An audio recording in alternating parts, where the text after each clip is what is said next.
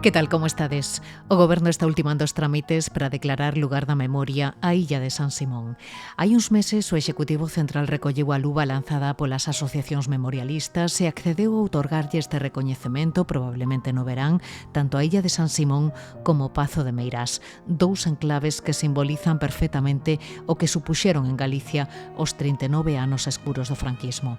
Ambos os lugares son unha icona dos abusos exercidos polos golpistas, pero tamén son todo un símbolo de resistencia dun pobo que leva anos loitando para que os crimes perpetrados por eles non queden impunes. Hoxe, no capítulo 4 da ferida aberta no 36, mergullarémonos na Illa de San Simón. Tiñamos 38 centímetros de anchura para dormir.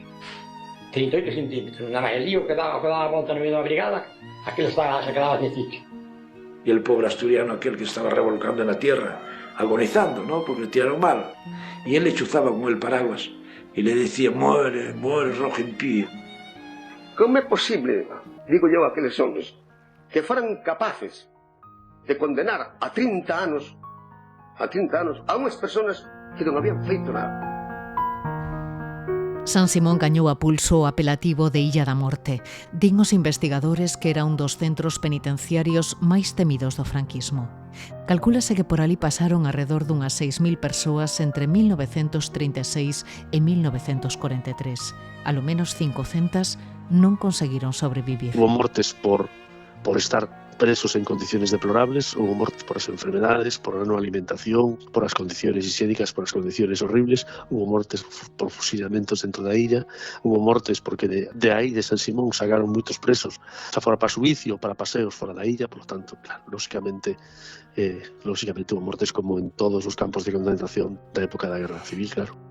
Hai estudosos que o que fan é contabilizar só os que morreron dentro da illa, que poden andar sobre 500 e pico. Hai outros que lle engaden os que se quitaban da illa mediante as chamadas sacas, que foron moi famosas, non? E que eran comuns de outros cárceres tamén, paseos, ou os que quitaron tamén da illa para fusilar, porque estaban condenados á morte. Entón aí o número sube bastante máis, a 600 e pico, 700. A San Simón foron parar o abogado e escritor Luís Bouza Brei. Era un terror psicolóxico constante, porque ti sabías que en calquera momento te podían sacar para matar. E tamén o xornalista Xoán Carballeira, fusilado en Pontevedra en abril de 1937. Sabemos que a nai de Carballeira foi a Burgos a falar con Franco a pedirlle un indulto, e estas cousas sempre acababan mal. Cando chegaba o indulto xa estaba fusilado, non? Neste capítulo descubriremos a ferida que o 36 causou na familia Bouza Brei e adentrarémonos tamén no universo de Xoán Carballeira. Pero antes repasamos outros asuntos que foron noticia estes días. Son as novas da memoria. O Grupo Instagra da USC elaborará para o Goberno un censo estatal de vítimas da Guerra Civil e a ditadura. Rexistrarán os falecidos entre os anos 1936 e 1939, ampliable ata 1942. O proxecto, coordinado polos profesores Lourenzo Fernández Prieto e Antonio Míguez Macho, terá un horizonte temporal de 3 anos e un investimento de case €500.000. Repousan xa en Xixón os restos de Baldomero Vigil Escalera, o mozo de 19 anos fusilado en Celanova no 39 tras ser capturado polas tropas franquistas. Os seus restos, que foron exhumados en 2023 polo Grupo Instagra, foron entregados aos seus familiares o pasado 24 de febreiro. O BNG pide recoñecer como vítimas do franquismo as mozas recluídas polo Padroado de Protección á Muller, unha institución da ditadura xestionada polas monxas e que funcionou ata o ano 1985. Dende o Bloque afirman que miles de mulleres foron encerradas á forza, privadas de dereitos fundamentais e retidas nestas institucións moralistas, reaccionarias e ultracatólicas ata ben pasada a transición. Xesús Alonso Montero e Rafael de Vega son xa fillos adoptivos de Lugo. O Goberno local aprobou este recoñecemento cos votos a favor do PSDG e o PP e o voto en contra do Bloque, nun pleno marcado pola controversia despois de que os nacionalistas se opuxeran ao nomeamento por considerar que a figura de Alonso Montero xera división entre a cidadanía. O recoñecemento a Rafael de Vega, médico represaliado polo franquismo, foi aprobado por unanimidade. En estes días nos que despedimos o Entroido, quixemos saber como se vivían estes festexos durante a Guerra Civil e o franquismo. O Entroido durante a Guerra Civil seguiuse facendo, a pesar de que sí que hubo sancións, pero, como decía un vello entroideiro, multábanos, metíanos nas cárcel, pero máis grandes as grandes patroulas que as imposicións das multas. Co gallo do ano Castelao, hoxe adentrarémonos no Museo de Pontevedra que custodia a colección máis completa que se conserva en Galicia sobre Castelao. Moi preto de 2.000 obras plásticas, ademais da súa biblioteca personal, de manuscritos, de documentos, de xeitos personais. Entón, está un pouco representado todos os campos da súa creación artística, literaria e tamén política. A ferida aberta no 36, un podcast de Nuria López.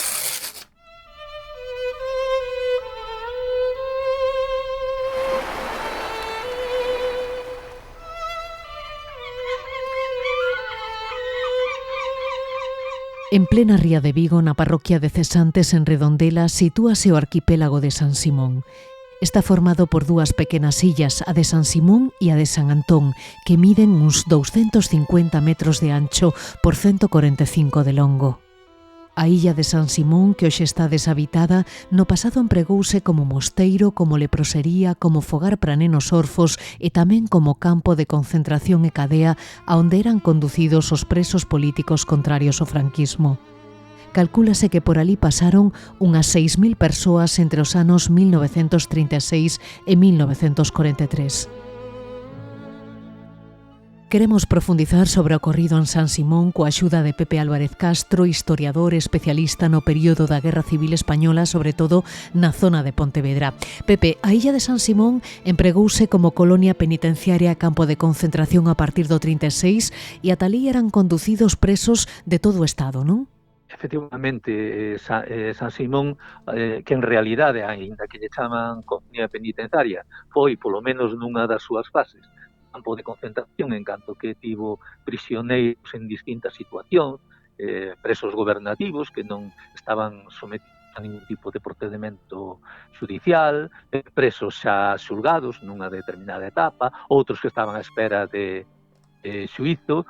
Estivo en actividade, sí, hasta mediados do ano 1943. E cal era o perfil dos internos que ian a San Simón? Eran presos políticos ou había de todo un pouco? A ver, na primeira fase eran presos políticos fundamentalmente da provincia de Pontevedra, non? Porque diante de que os centros de detención, as prisións tradicionais e os novos centros habilitados non podían albergar a todo tipo de a cantidade de presos que se estaban facendo, entón leváronos para ali. Despois, no ano 30, a mediados do 37, conforme vai caíndo a fronte norte, empezan a chegar presos de Asturias, León, Cantabria, que é outra máis. E despois, finalizar a guerra, chegan os que chamamos os vellos, pola idade que tiñan, que eran presos do resto do Estado, da Andalucía, a Mancha, fundamentalmente, Aragón tamén, e que os traen aquí porque parece ser que tiveran unha idea de que era un lugar para estas persoas de idade, non, que se adaptaba mellor a eles, cousa que estaban totalmente erradas pola mortandad que se produciu. Parece ser que hubo un número moi pequeno, infinitamente pequeno tamén de presos comuns nalgúna fase, pero en xeral eran persoas. Todas as investigacións apuntan que estamos ante unha prisión que estaba moi, pero que moi masificada, onde os internos vivían hacinados en unhas condicións sanitarias e higiénicas durísimas, non? Sí, porque o número de presos que había fai que, como decían algúns deles, que, por exemplo, que houbera un espacio de 30 ou 40 centímetros deitado cada uno dos pabillóns. De feito, nalgúna das etapas tiveron que habilitar pabillóns provisionais. Nun determinado momento estiveron nun barco que trouxo presos vascos, que foi o Upo Mendi, que albergou a sobre 600, 700 presos nunhas condicións infames, e claro, a alimentación era mala, porque a sumar as dificultades xa que había na época, tamén despois, cando estivo de director Fernando Lago Búa, unha persona corrupta, non? Pois que aí negociaba tamén cos alimentos e normalmente era a pouca carne que podían comer era casquía, non?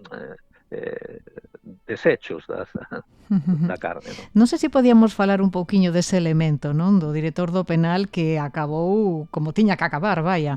Non sei que nos pode contar sobre ele. Sí, a ver, Fernando Lago Búa era funcionario de prisións, era aquí, era pontevedrés, e foi un home reconvertido, porque Fernando Lago Búa fora militante do Partido Radical Socialista, non? Despois ele ingresou en prisións, no corpo de vigilantes de prisión, non no corpo de funcionarios de prisión, que eso a veces se equivocan cando falan diso. Estivo en diferentes cárceles, tamén estivo no penal de San Cristóbal. Ali parece que tivo unha actuación cando foi o golpe en Navarra, unha actuación bastante sospeitosa. De feito, hai un escrito do gobernador militar de Pamplona que pide a súa detención por irregularidades que tivo cando foi o golpe. Ben para aquí, nomeano, non sabemos moi ben por qué. Ele era carlista, fixose carlista despois, e nomeano inspector provincial de prisións, que leva consigo o cargo de director da illa de San Simón. Durante o seu mandato, según as notas reservadas mesmo da comisaría, quer dizer, documentación dos propios sublevados, e según o que se sabe por testemunhos, el participa, por exemplo, cobrando certos porcentaxes ao da lancha, tamén o mesmo barbeiro da prisión, o economato, fai negocios deste tipo, pero o máis sonado foi as extorsións que lle fai a presos que están ali en San Simón. Francisco Bustelo, o que fan era meter do que ian a ser paseados, pero que había unha maneira que a través de certas cantidades de diñeiro que podían librarse dos paseos, non? Eso intentan con varios, e cando fan con José Ramón de Castro, que era un preso que estaba ali, que era de dereitas, fora masón, era masón, pois a ese home el tiña determinados contactos e denunciano. Entón, o comandante Senac en Vigo empeza unha investigación e vese que tanto Búa como Bustelo lle fixeran firmar. Bueno, hai unha serie aí de cambios, primeiro exigen diñeiro, despois, pero ao final fanlle firmar unha hipoteca dunha cantidade de sobre 200.000 pesetas a cambio da súa liberdade, non? A raíz disto, préndenos os dous, fanlle un consello de guerra, condenanos a morte, fusílanos no Monte do Castro o víspera de Reis, o 5 de xaneiro de 1937. Todo isto nunha prisión que a cantos internos chegou a albergar nos peores momentos? O número é moi difícil de saber exacto, pero debeu andar entre 1.000... como máximo 1.800, 1.700 por dunha vez, non? Despois, ao largo dos 6 anos, pois poden ser sobre 6.000, 7.000 que pasaron por ali, pero non todos ao mesmo tempo. E cando falamos de 1.700, 1.800, incluímos os do Pomedi tamén. E está documentado que moitos eles non conseguiron sobrevivir a San Simón, non? Claro, aí hai outro problema, porque non se conserva toda a documentación e, ademais, depende, cando se contabilizan, depende moito do criterio que adotemos, porque hai estudosos que o que fan é contabilizar só os que morreron dentro da illa, poden andar sobre 500 e pico. Hai outros que lle engaden os que se quitaban da illa mediante as chamadas sacas, que foron moi famosas, non? E que eran comuns de outros cárceres tamén, paseos, ou os que quitaron tamén da illa para fusilar, porque estaban condenados á morte. Entón aí o número sube bastante máis, a 600 e pico, 700. E ademais estamos falando sempre de cifras de mortos documentados. Como falta documentación, o lógico é pensar que sempre son cifras mínimas, quer dicir que todo o que se descubra será a maiores, claro, porque estes están con nomes e apelidos. Pois José Álvarez Castro, historiador, grazas por axudarnos a facer esta viaxe no tempo e por darnos todas estas claves. Unha aperta. Vale, de nada. Botamos a vista atrás e entramos na illa de San Simón.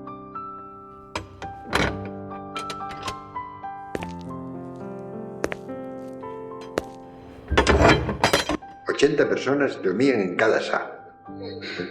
Así que había allí nese edificio solo 600 e pico personas. 600 e pico.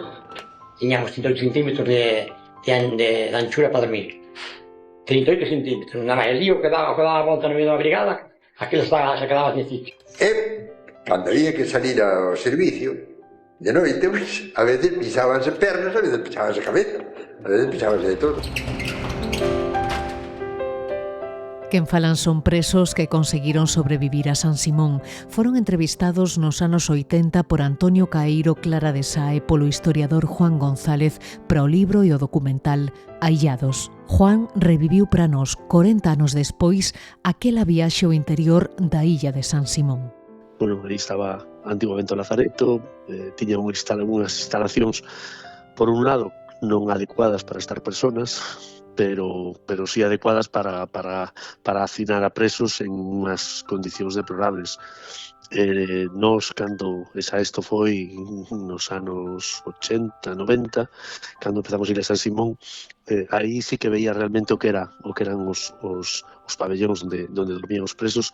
Non ten absolutamente nada que ver co que hai agora, que está todo totalmente remodelado. Eran espacios moi abertos, completamente abertos, no que todos os presos dormían no chan, uns ao lado de outros, como decía, non sei se Antonio Piñeiro de Cangas ou algún preso, decía que se movían de xeito automático. Cando un daba a volta, todos daban a volta, porque estaban tan pegados que un xiraba para un lado e automáticamente tenían que xirar todos, e non se quedaban descontrolados. Era un lugar non como ahora, que está perfecto, bonito, que parece unha residencia de veraneantes, sino que estaba completamente destruído, tiña todas as paredes que unha maravilla, con pinturas, con dibuxos, pinturas que facían os propios presos, pero por desgracia todo iso se borrou e por tanto se eliminou parte da memoria. Non sei se me intencionada, imagino que sí, pero está claro que o proxecto da Organización de San Simón o que fixo foi totalmente borrar todo o que era memoria. San Simón gañou a pulso apelativo de Illa da Morte. Din os investigadores que era un dos centros penitenciarios máis temidos do franquismo. Ata alí eran conducidos presos políticos comunistas, republicanos, socialistas e anarquistas, pero tamén xente do común. Entre as listaxes de internos atopamos xornaleiros, mariñeiros, gandeiros, mineiros procedentes de Asturias, pero tamén xastres, cociñeiros, mestres e ata un futbolista. Aseguran os que alí estiveron presos que eran encerrados e condenados sen ter acusacións fundadas contra eles. Cando saliron, que se levantaron, que xa pediron 30 anos, tal. Eu recordo que cando empezaron por 6 anos un día, 12 anos un día, 21 anos, la pena de, éramos os 6 primeiros, la pena de, en ese la pena de, bueno, que? Eu non estou morto os demais porque Dios deunos así, la pena de 30 años, empezamos a xorar, sabes, a miña familia que estaba ali, empezaron a xorar todos, de alegría, cache la máis salada. Non é justo, es que non poden explicar, non nos poden explicar como se cometeron esos crímenes, porque un crímenes diestro e siniestro. En nombre de quen se cometen tanto crimen en este país? Eran xente normal, como calquera de nós. Está claro que a maioría tiñan, non sei se responsabilidades políticas, non creo que tanto, pero polo menos tiñan ideas progresistas, moitos deles pertenecían a partidos políticos como o Partido Socialista, o Partido Galeguista, moitos deles participaran activamente nas eleccións autonómicas de xuño do 36, e iso era unha condicionante xa para ser detido si participaras en algún acto do mitin para o Estatuto de Autonomía de Galicia. E despois eran xente da rúa, xente moi nova, porque todos, lógicamente, os que entrevistamos nos anos 90 xa tiñan unha edade, eran xente nova, xente de 20 e pico anos, moitos deles, digo, moi involucrados no que era a sociedade dos seus povos, dos seus barrios, outros non tanto, pero eu sigo pensando que cando se detiveron por algo, e aínda que probablemente houve algúns que por casualidade lle tocou, ou por rencillas, ou por sei canto, está claro que había unha sociedade que estaba viva, que estaba activa, e aqueles que estaban máis activos eran os que había que frenar, e a maneira mellor de frenalas pois era condenalos a morte, a 30 anos de reclusión perpetua, 15 anos, ou simplemente con pasealo por unha cuneta, que eso era o peor.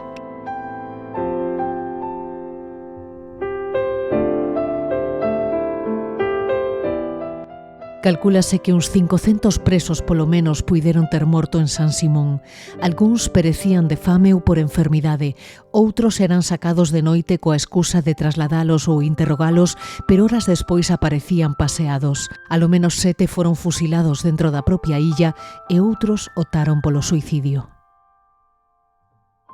Recuerdo un mediodía de una soleada mañana en la que despedíamos con fuertes abrazos a 12 internos que, cargados con sus petates, salían en libertad. Iban sonrientes y la escena era de emocionado júbilo, pero aquel puñado de infelices no iba hacia la libertad como todos pensábamos.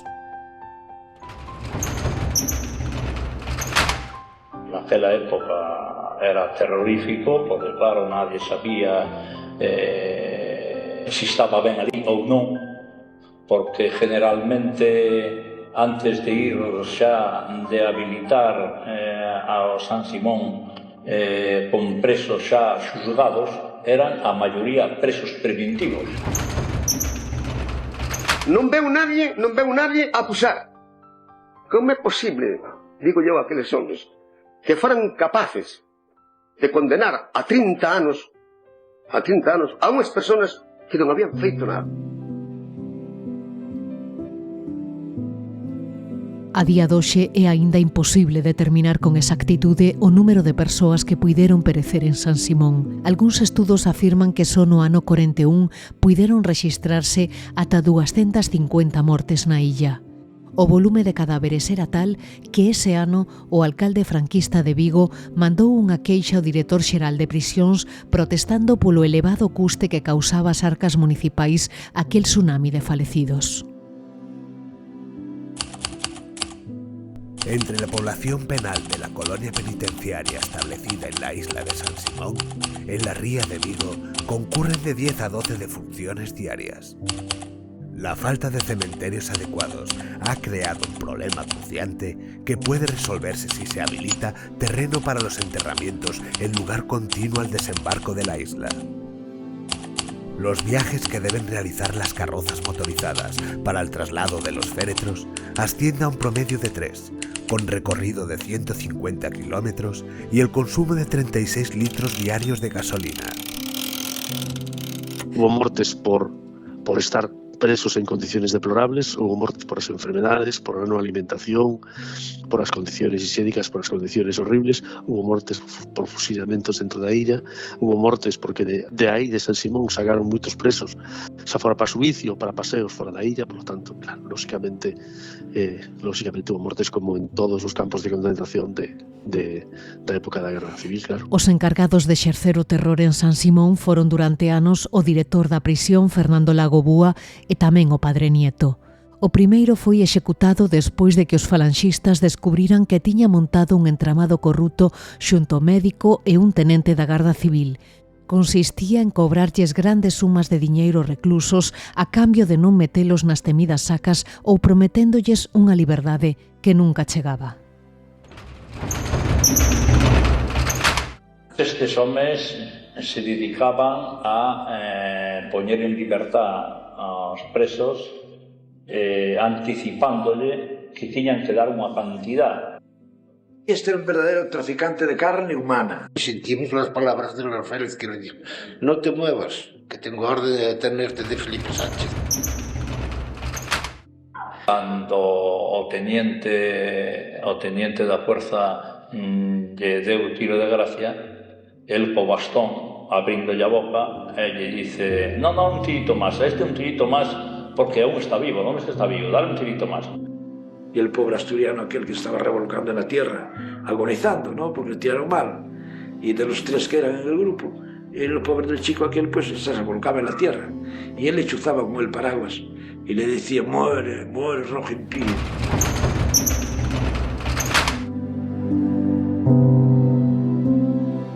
Hoxe, 80 anos despois, apenas queda rastro en San Simón daquel clima de terror.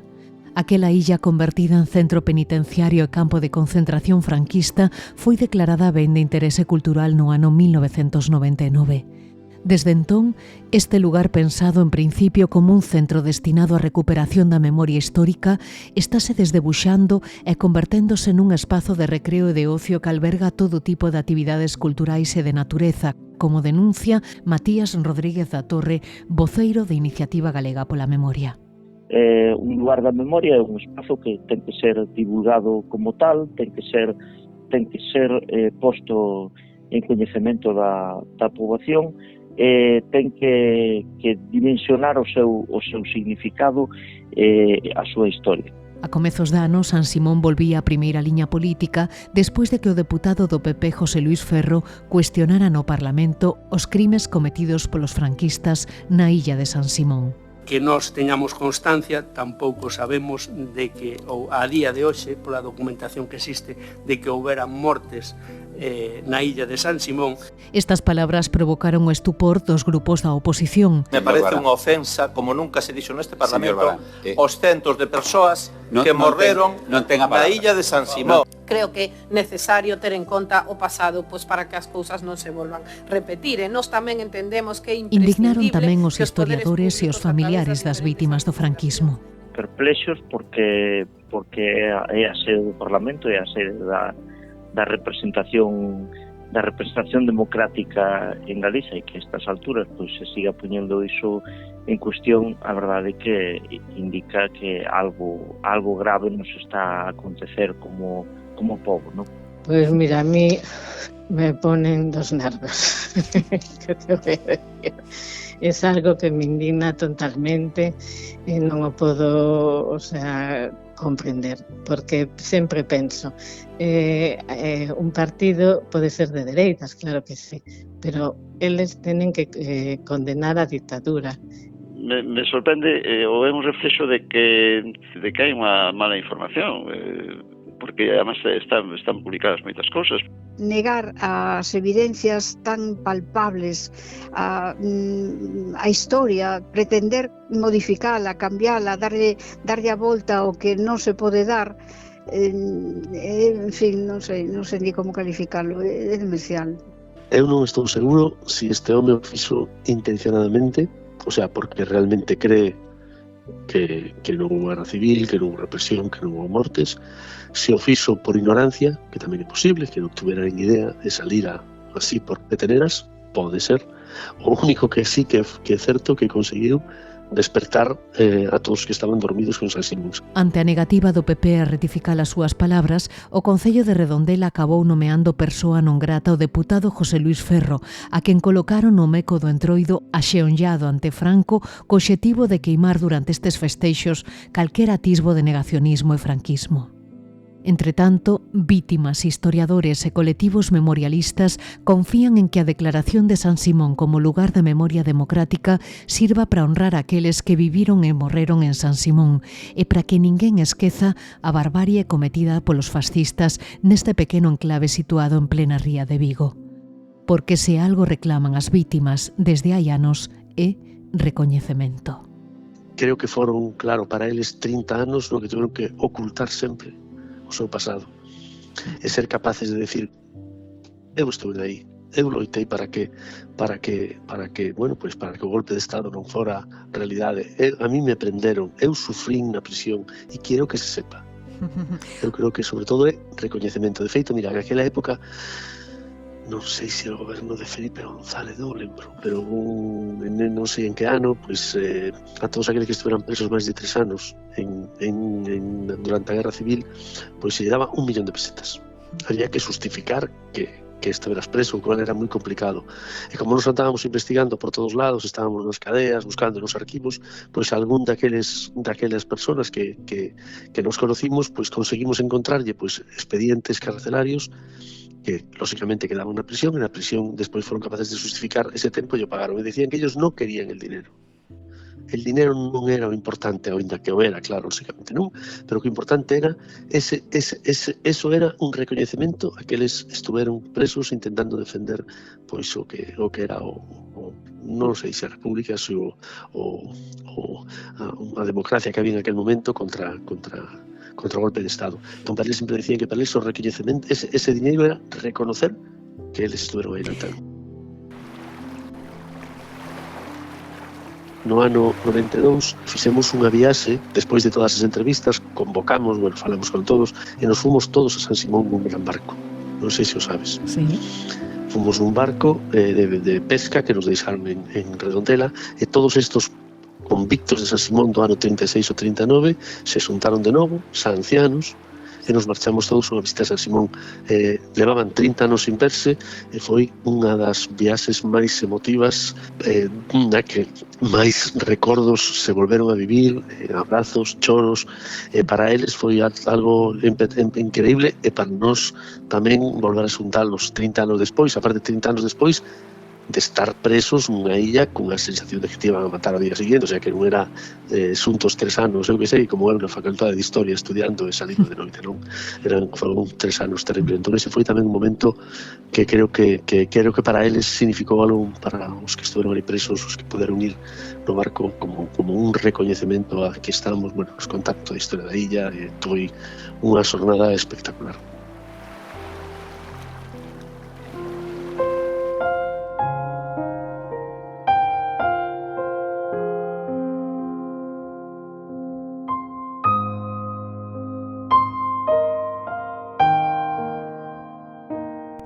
La muerte ronda la cárcel y está remisa en entrar, porque esperándola en vela todos los presos están. De pronto, de una motora se oye el raudo trepitar y en una angustiosa alerta se queda todo el penal. Suenan voces en el muelle que aproximándose van hacia el centro del presidio. Ábrese de par en par la cancela de la entrada y surgen en el umbral los esbirros de la muerte que con fatídico afán recogen hoscas las víctimas para su sueño fatal y dejándose una estela de odio y de angustia en los demás que quedan mudos pensando mañana me tocará. Empujando a los que llevan, vuelven la espalda y se van. La muerte ronda la cárcel y termina por entrar.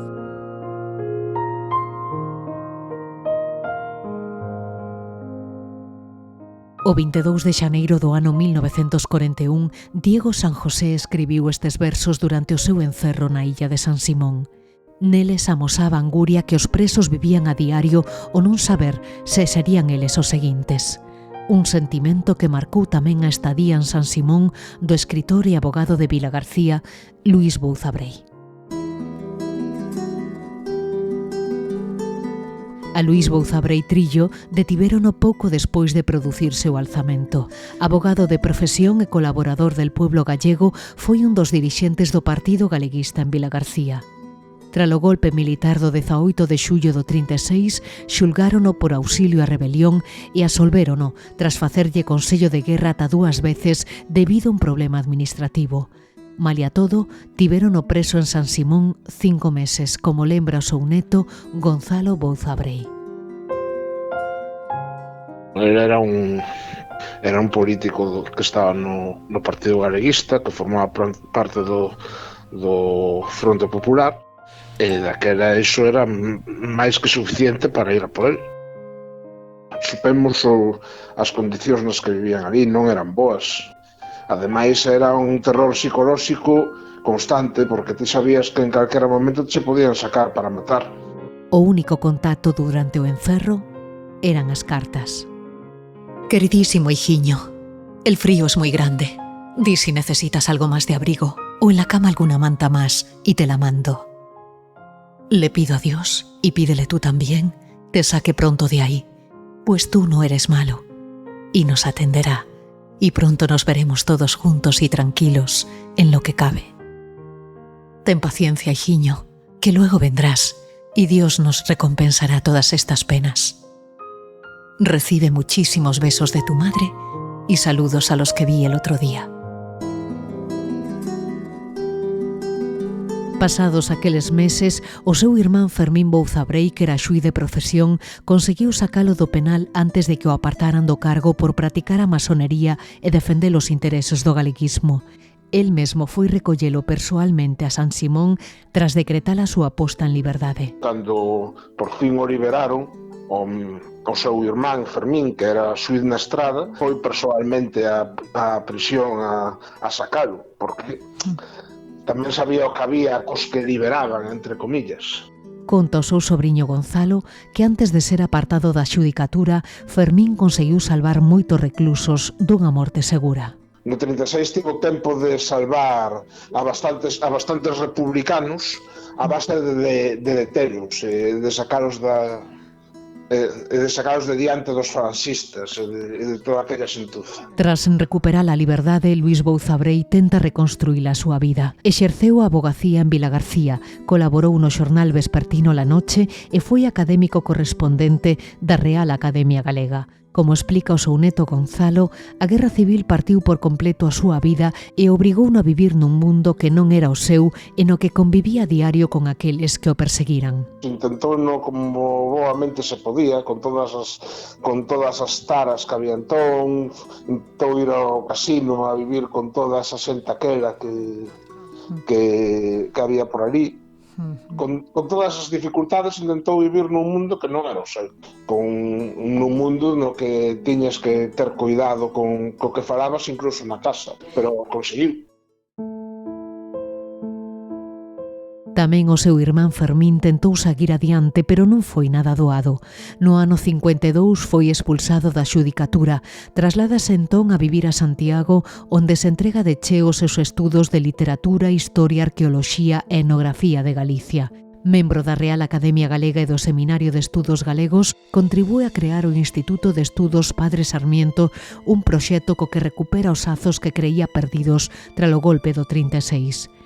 El, que nos anos 30 se iniciara na corrente neotrovadoresca con naos en Lleira, vai mudando pouco a pouco cos anos e no 52 presenta Seitura, unha obra prohibida en España e publicada en Portugal e na que atopamos o poema Candea Eterna.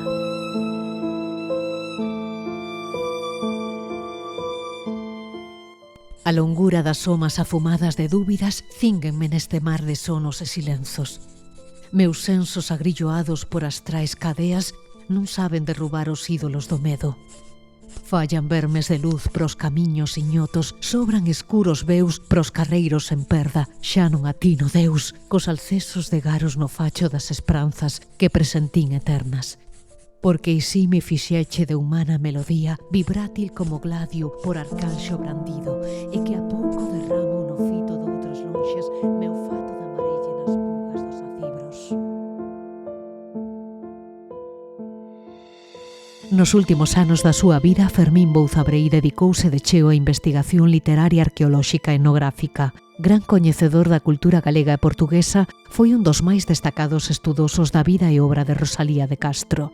El era dos que pensaba que canto máis enxebramente galega sexa a nosa literatura, tanto máis atraerá a atención de fora. Estaba convencido de que mentres Galicia teña poetas que falen en galego, a nosa terra continuará viva. Hoxe, case 90 anos despois daquela guerra que tanto sufrimento causou na familia Bouzabrei, Gonzalo, neto de Luís e sobriño de Fermín, non oculta a súa indignación con aqueles que décadas despois se atreven a negar os crimes cometidos durante o franquismo. Non, rencor e odio non, pero non se esquece, claro que non se esquece. Sabes o que podes esperar máis ou menos da xente da dereita política. Entón, non me sorprende, para nada.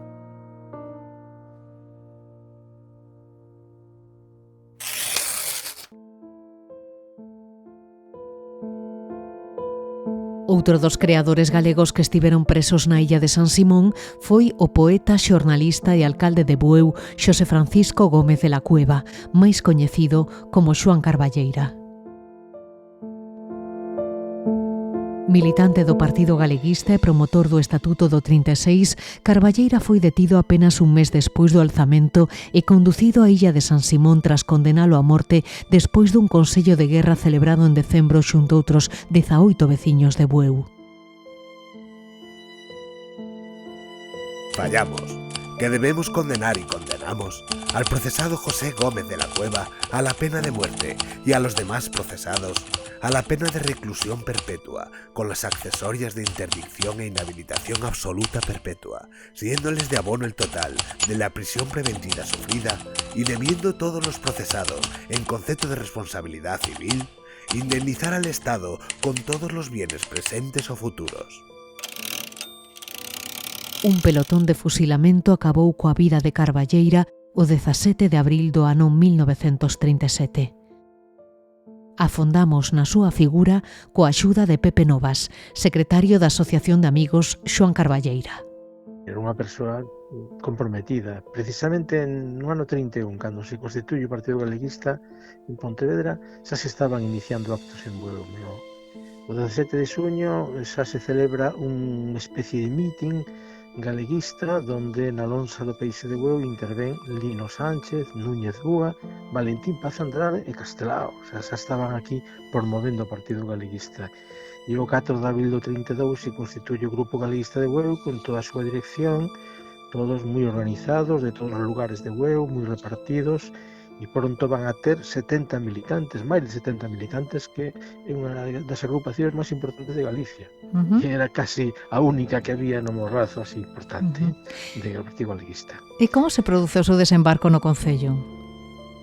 Bueno, foi a última hora, no último período republicano, xa no 36, cando se ganan as eleccións xerais, entonces había en ese momento unha xestora do grupo do Bienio Negro, do Partido Radical, Partido Republicano Radical, e máis das cedas, xente xa moi próxima a Falanxe, e entonces a Frente Popular acorda renovar todo, nomea unha xestora de 13 membros, e entre eles iba Carballeira, que precisamente cando se constituía a xestora el non acude para que a ver se hai consenso, e efectivamente chaman por el, vente para cá, que tes que ser o alcalde. Chegou a alcaldía con moitas ideas, con moitas ganas de cambiar as cousas, e empezou poñendo foco na situación laboral dos mariñeiros, non?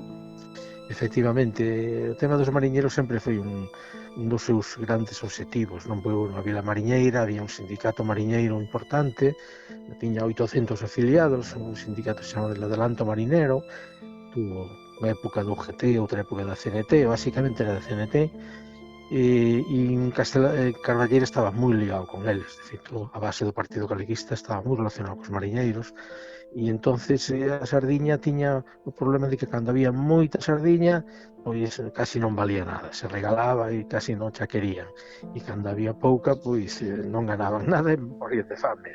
Ese era o gran problema. Entonces a gran teima dos sindicatos mariñeiros e incluso dos armadores, porque logo quen compraba eran os conserveiros, era que hubiera un precio mínimo de sardiña para que non se devaluara tanto. Entonces Carballeira foi comisionado a Madrid a estar con o ministro de Pesca para ver se conseguían a aprobación de un precio mínimo da sardiña. E isto foi na víspera do golpe, precisamente estaba naquel fin de semana que se produce o golpe en África, ele estaba en Madrid e volvía para cá. Estaba o teniente alcalde exercendo de alcalde en ese momento. E isto era a Guerra Civil, como se viviu no consistorio de Bueu e como viviu tamén Xoán Carballeira?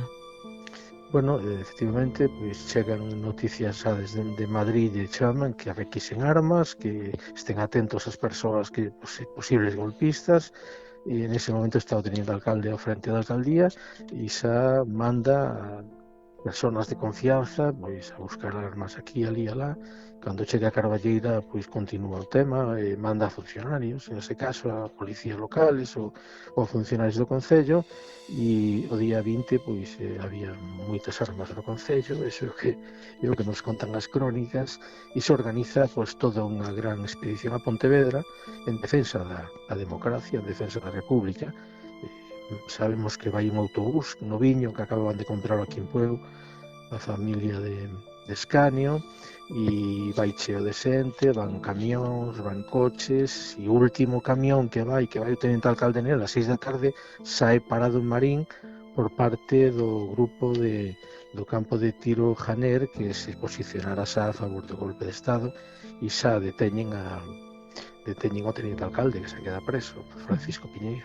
A partir de aí, cando se produce aquel acto de sabotaxe na ponte de Beirises, non? E cando destitúen a Carballeira e comeza a represión, non? Como foron esos momentos? Efectivamente, e unha vez que en Pontevedra pois se dan conta de que todo está perdido, de que os militares en Pontevedra xa se pronuncian a favor do golpe, entonces veñen de volta derrotados e o que se ocurre é dicir, bueno, pois vamos a impedir que o grupo de Marín do campo de tiro de Janer veña para Bueu, que serán os que nos veñen a tomar, e entonces se ocurre pois voar a ponte que hai entre Bueu e Marín, en Gardán, ali na chama Peireses, e levan uns explosivos dos canteiros que estaban traballando por aquí nunhas obras do Concello, levan uns explosivos e intentan, un fracaso porque non estoupa nada, a carretera continua igual, e iso non impide que pasen próximamente por aquí os do de campo de tiro Janer a facer as súas funcións.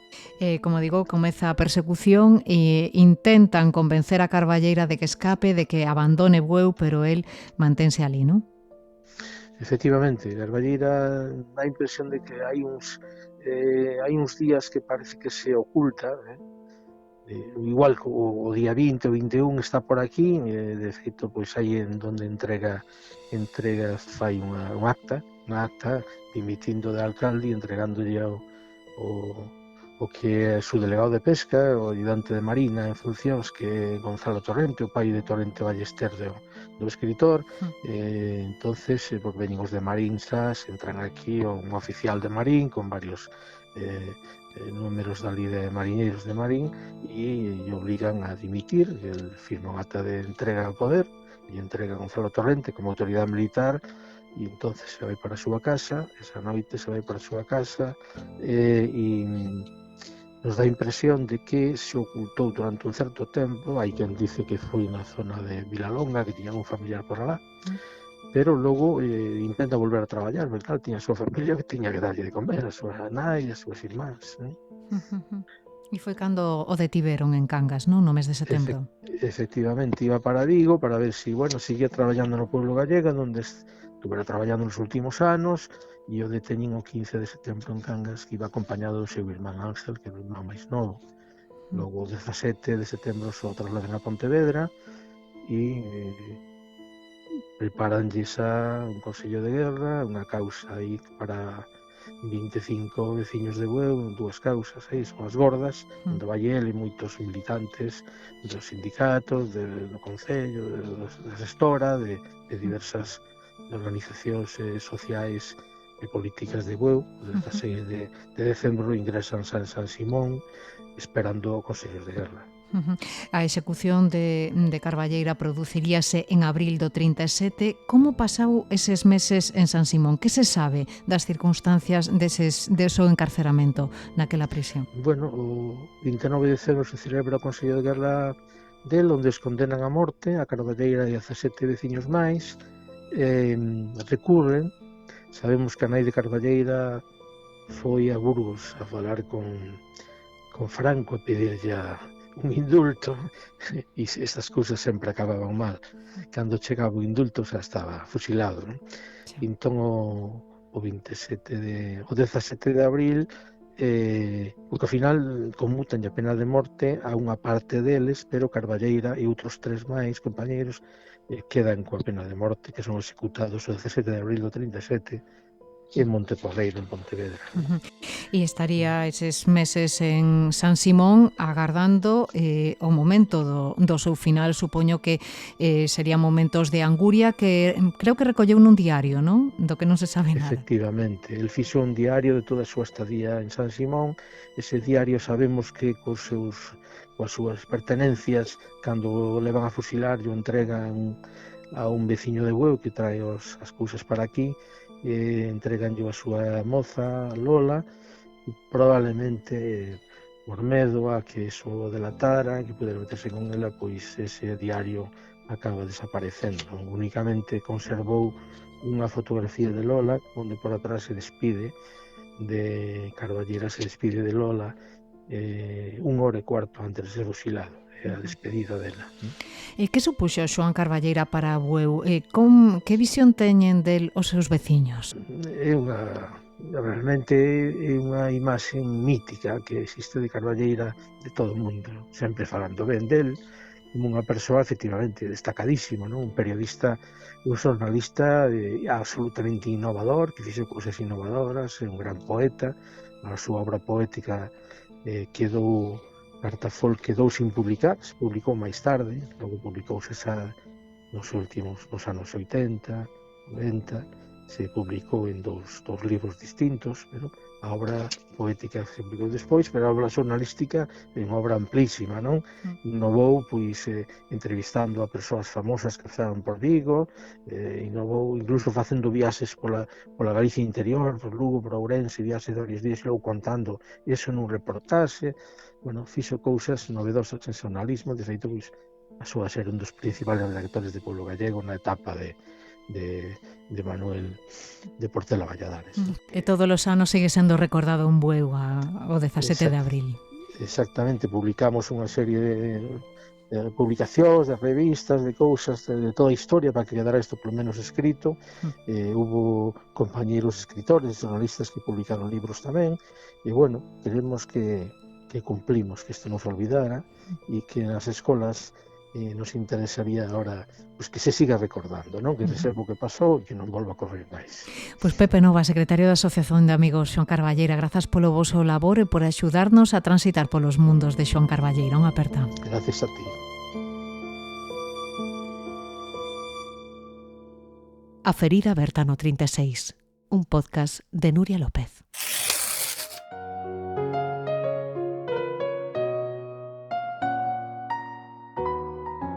Xa vos contamos que en Redondela queimaron as ditaduras e o franquismo nos festexos de Entroido que acaban de rematar. En febreiro do ano 1937, en plena guerra civil, as autoridades prohibiron estes festexos que se viñan celebrando en Galicia desde había séculos.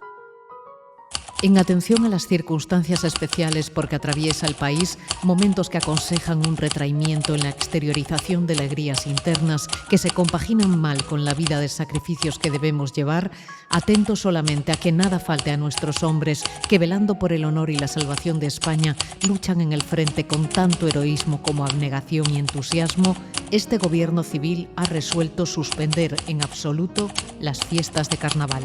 Valladolid, 2 de febrero de 1937. El gobernador general, Luis Valdés.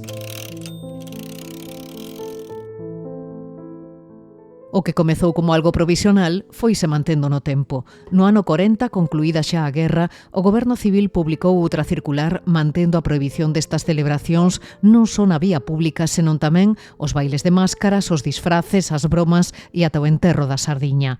A prohibición non se levantou ata a chegada da democracia, pero nalgunhas poboacións con moita tradición, os festexos mantivéronse na clandestinidade. É o caso de Xinzo de Limia. Justo Gude é estudoso da tradición do Entroido en Xinzo. Gude, por que esta teima por retirar das rúas unha festividade tan tradicional en Galicia como é o caso do Entroido? Vamos a ver, o Entroido leva, como siempre, tres factores.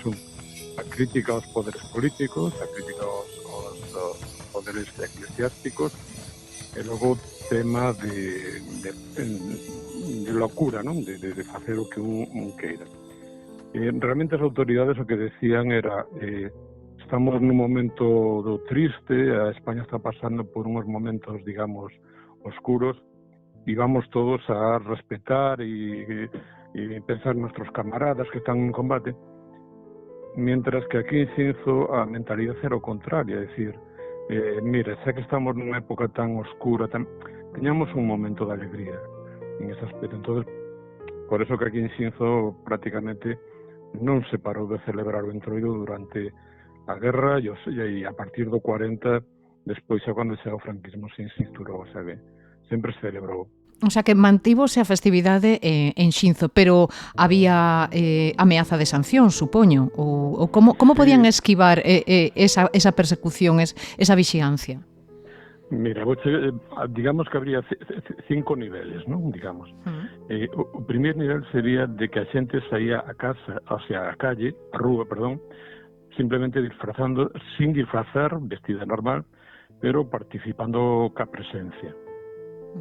Logo había un segundo nivel de xente que o que facía era sacar un elemento que o facía, digamos, peculiar. A mí me contan que, por exemplo, andaba un señor cun sacho todo o día no ombro. Pues bueno, pues ese dato o que facía era que a xente se acercase para preguntarlle, e eso xa era outro leva un traxe máis grande, outro levaba... Eran detalles moi pequeniños, pero que se sabía que esa xente estaba participando. En tercer lugar estaba xente que se disfrazaba na casa e se puña un traxe e simplemente o que facía era como moito asomarse a ventana a ver se os veciños tamén se disfrazaban. E logo xa estaban os máis osados que quedaban nunha casa e disfrazábanse. Hai que pensar que o disfraz máis ou menos era sinxelo, o sea, chegabas ali, ibas ao arcón, te puñas roupa bella, collías un corcho, te pintabas os bigotes, as mulleres tamén se pintaban os bigotes, e a partir de aí empezaba unha troula, digamos, nas casas, non?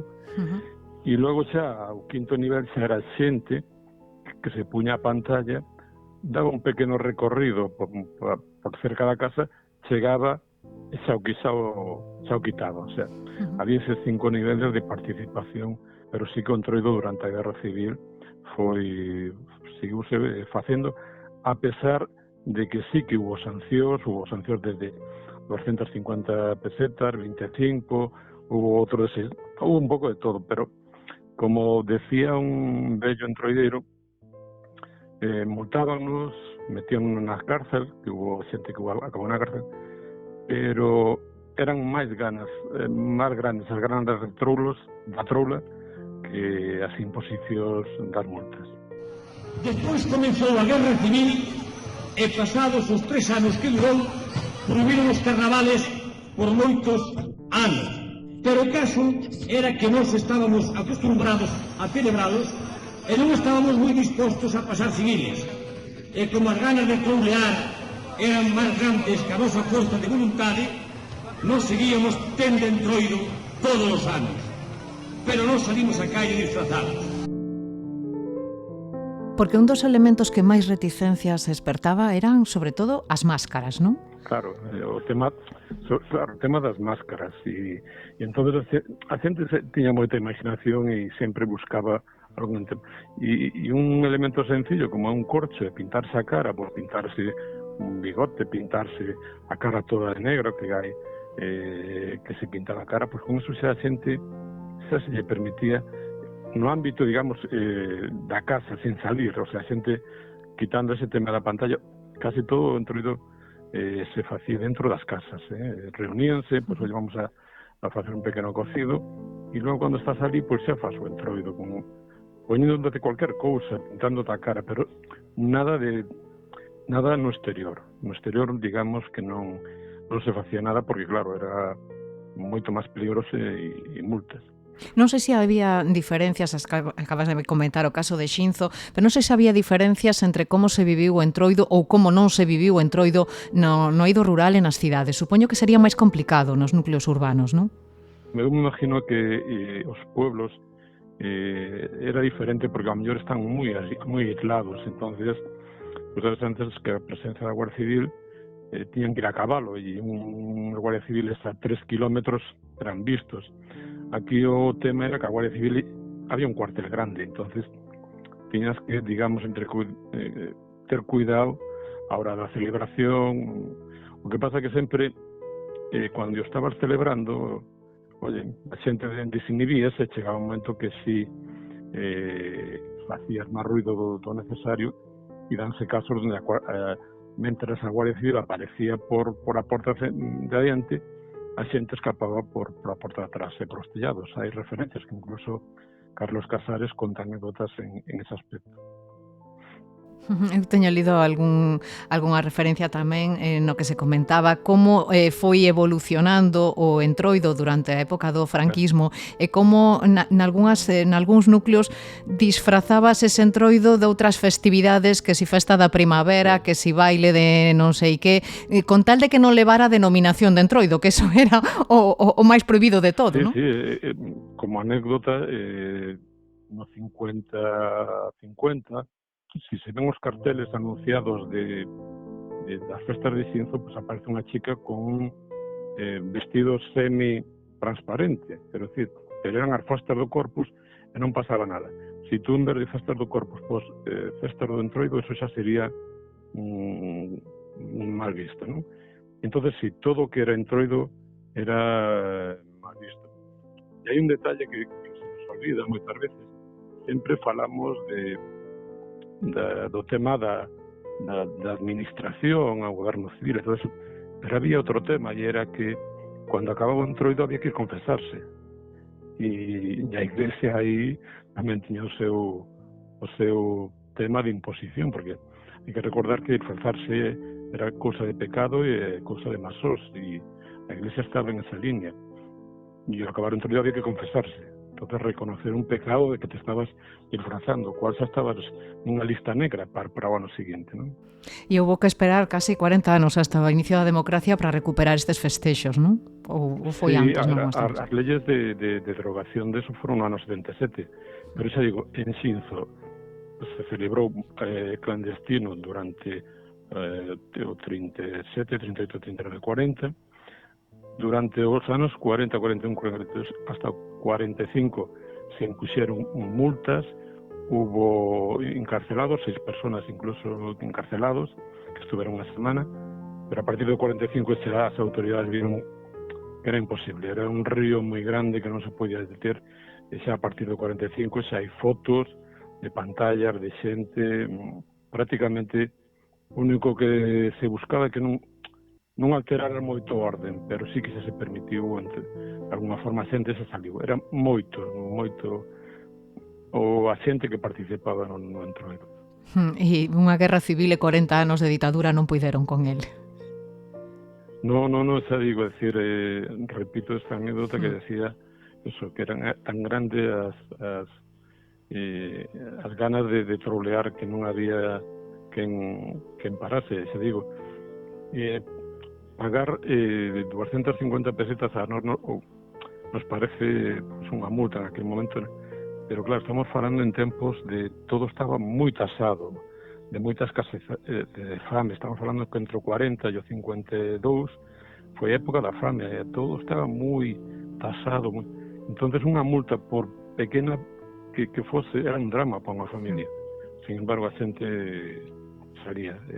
Estamos falando que, por exemplo, no 45 prácticamente foron multadas máis casi 40 personas, o sea, que nos dice un pouco de que era algo moi complicado de parar. Pois, Gude, moitísimas grazas por axudarnos a facer esta viaxe a través da tradición. Grazas por acompañarnos aquí, Maperta. Gracias, Maperta. A ferida aberta no 36.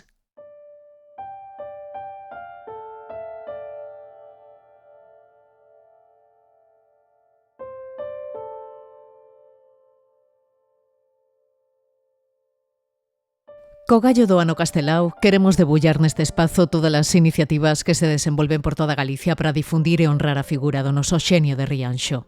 E claro, para da Brigada, o Museo de Pontevedra, un museo, por certo, que axudou a levantar o propio Castelao e que alberga a colección máis completa que temos en Galicia sobre o autor.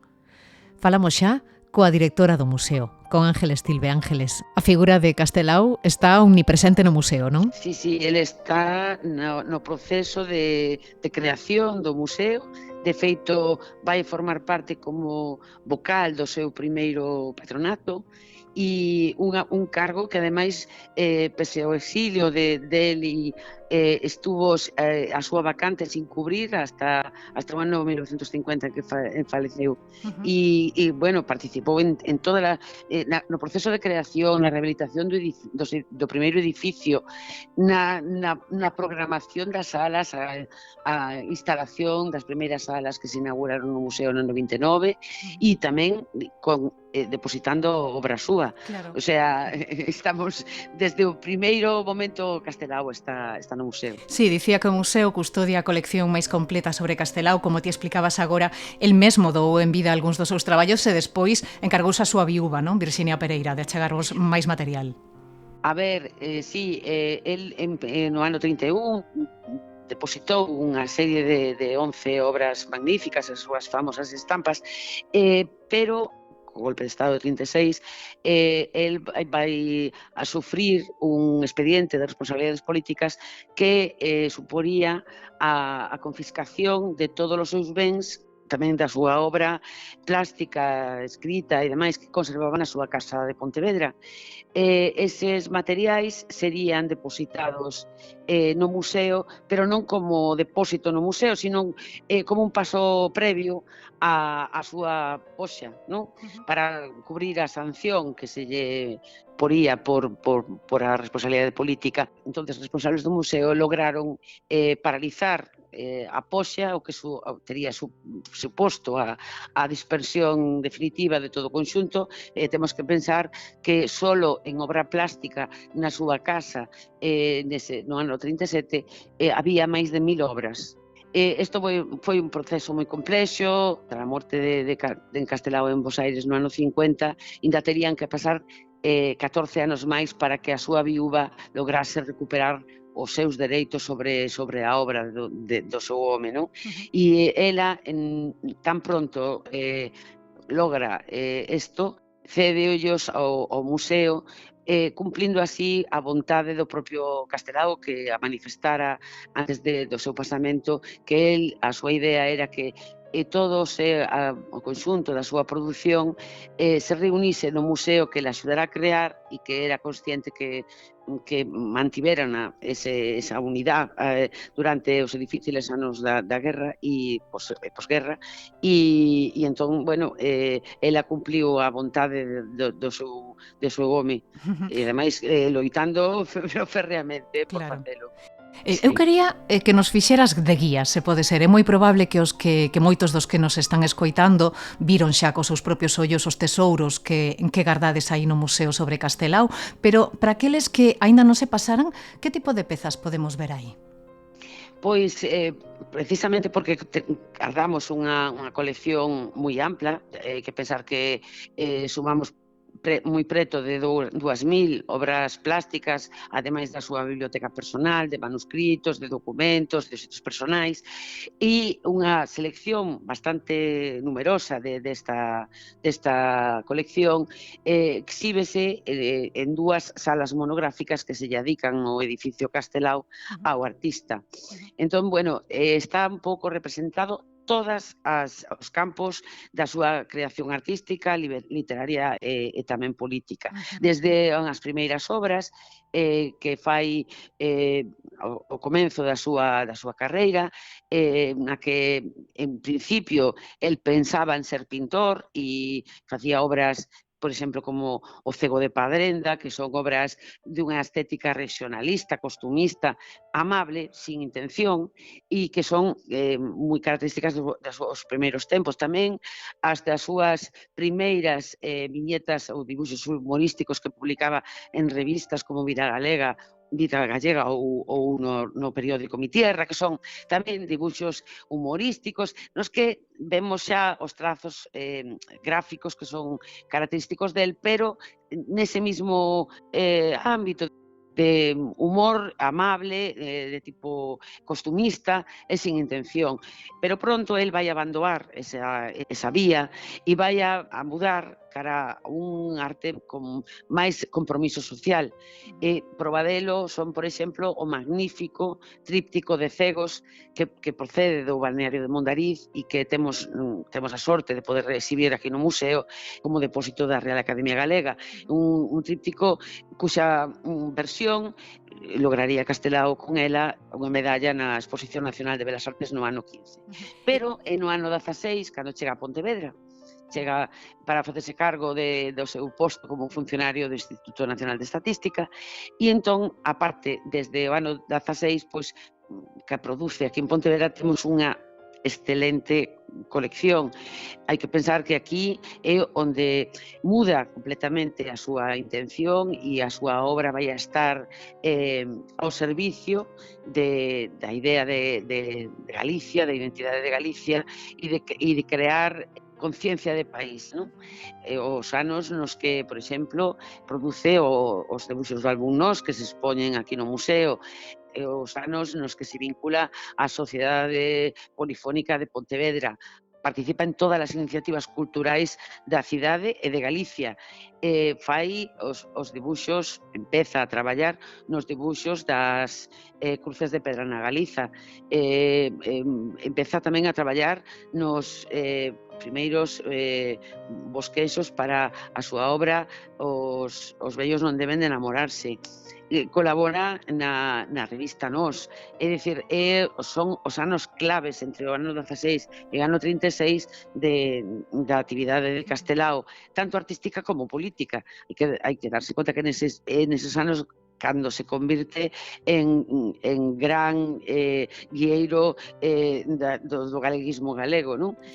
Cando é diputado no ano 31 das Cortes Constituintes polo Partido Galeguista, comeza a traballar nas campañas do Estatuto e que terán como culminación a aprobación do Estatuto de Autonomía no ano 36 e do que temos tamén expostos nas salas os cartéis da campaña do Estatuto do 36. Hai unha selección de obra que permite ir cronolóxicamente un pouco por toda a produción do artista hasta as obras que chegaron xa desde o exilio. Podo deixar de citar, por exemplo, os álbumes de guerra que chegan como el quixo, que deixounos coa condición de que esas obras chegasen ao museo unha vez que Galicia recuperase a súa autonomía e que tuvese un goberno elexido polo seu povo.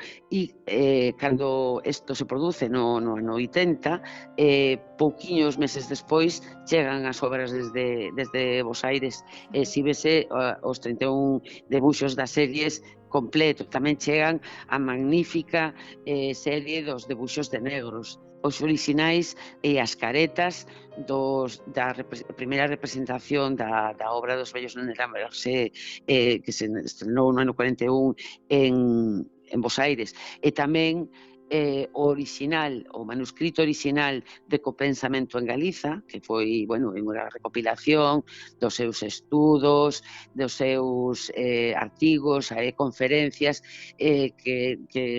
políticas fundamentalmente que fai entre o ano 34 e o ano 43, que foi publicado dedicado a Alexandre Bóveda no ano 44 sería publicado en Bos Aires co título de Sempre Galiza, e que tamén está na sala do museo tanto este original como a primeira edición do libro. Unha colección valiosísima, como acabas de explicar, desas case 2000 pezas de todo tipo, pero cal diríamos que é a xoia da coroa? O álbum Nós, quizáis?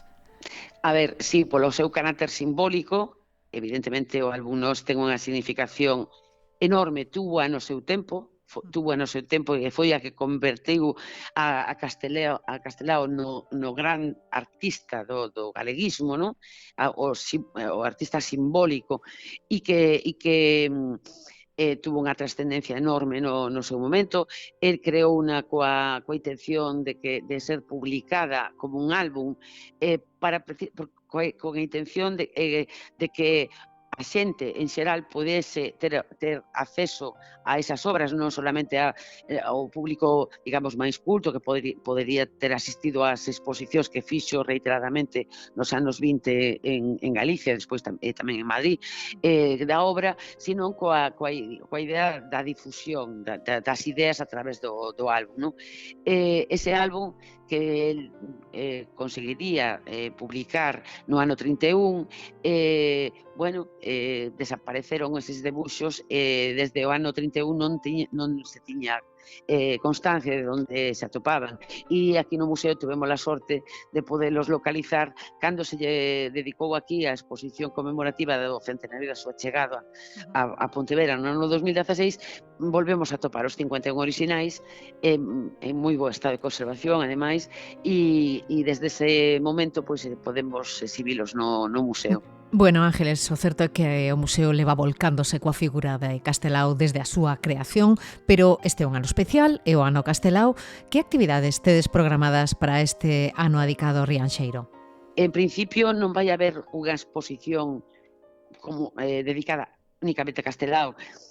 Nos, como digo, temos dúas salas moi completas da obra de Castelao e neste momento non temos previsto facer unha exposición de mover as obras de sitio ou así. O que sí, este ano cúmplese o centenario da creación da Sociedade Coral Polifónica de Pontevedra, unha iniciativa tamén moi novedosa que está Castelao na xénese tamén desta iniciativa e institución da que el chegou tamén a ser presidente. E ademais el diseñou unha serie de magníficos telóns de panos para as representacións da Polifónica.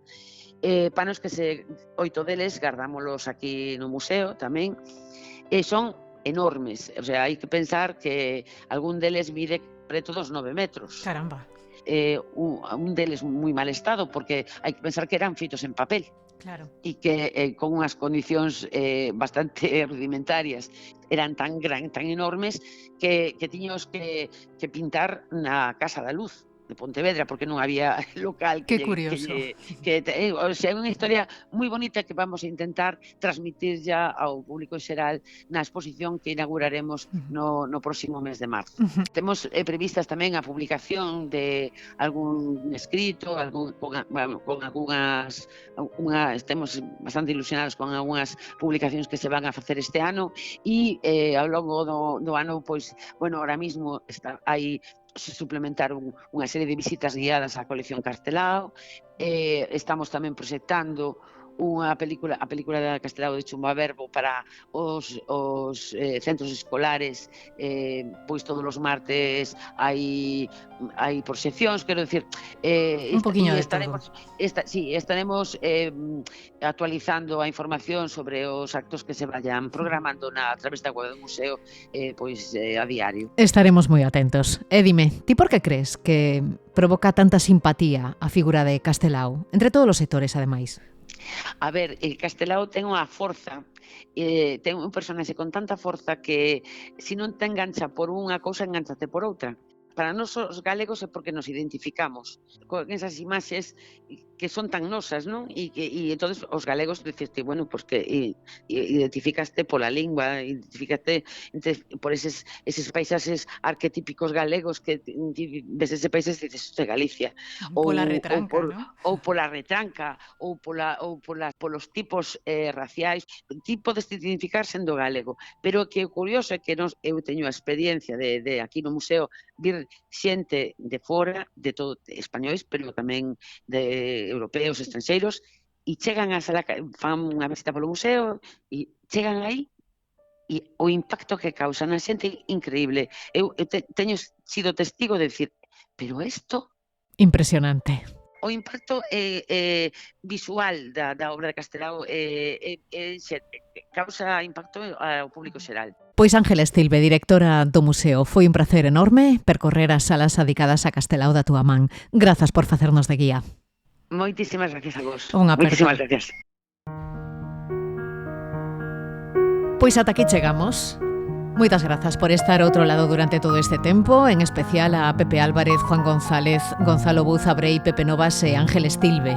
Tamén moitas grazas a Clara de Sá e Antonio Caeiro por permitirme usar neste capítulo os estremecedores relatos dos presos de San Simón que les compilaron en Hallados xunto a Juan González. En no vindeiro capítulo, Deportados. As historias dos galegos exiliados atrapados en campos de internamento franceses e trasladados a campos de exterminio nazis. Cando cae, xa no momento en que cae Barcelona, teñen que marchar ao exilio. Unha vez no exilio, mayoritariamente están todos nos campos franceses. Os que sobreviven a estos campos franceses incorpóranse á Segunda Guerra Mundial. Cando son apresados polo exército alemán, van a Frontstalags ou Stalags, que eran campos de prisioneros de guerra. Dado que o goberno franquista se desentende, foron entonces levados, mayoritariamente foron a Mauthausen. En Mauthausen estuvieron una temporada y después los llevaron a Gusen, que era un campo de concentración, de exterminio por trabajos forzosos. Era una cantera, realmente era una cantera. Y él vivió un año y se murió. En xaneiro do ano 41 o envían a Gusen, que bueno, era coñecida como a canteira da morte do inferno, ¿no? Aí milagrosamente aguanta con vida 11 meses. Él era un futbolista, xogaba fútbol, e ali tiñan os equipos, chegou un momento que o ficharon e tal, el e dous compañeiros máis lles dixeron que sí, que xogaban, pero con a condición de que os puxeran na cociña. Entonces na cociña, pois, como se pode imaginar pois polo menos comerían, ¿no? Porque os compañeros del, cando non podían, non valían para traballar, pois xa os levaban para Gusen, que ali é onde tiñan os crematorios, é onde facían experimentos, é onde facían cousas con eles, e así iban pasando, iban morrendo, e vendo morrer a xente que en fin. Pois máis nada, recibe un saúdo de Nuria López e de Fernán Macorni, que me botou unha man coa locución. Xa sabes, podes escoitarnos en iBooks, en Spotify e en YouTube. Ata cando queiras.